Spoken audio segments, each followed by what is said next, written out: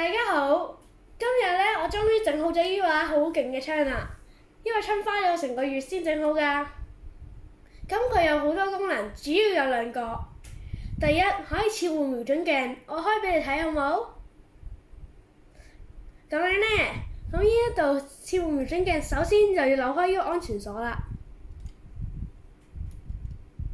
然後就撥開呢一個。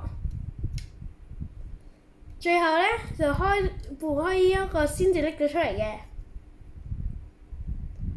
然之後再放翻落去呢，就必須要裝翻落去，然之後撥翻埋呢兩個，sorry講錯。咁然之後再扭翻埋呢個安全鎖，咁就得㗎啦。第二個功能，佢可以切換彈夾，我開俾你睇啦。咁樣，第一要開呢個安全鎖。第二就要掹隻彈夾出嚟，咁就得㗎啦。然之後裝翻落去嘅話，咁就要裝落去啦。然後再閂翻安全鎖，否則就會跌落嚟㗎啦。係咪好勁呢？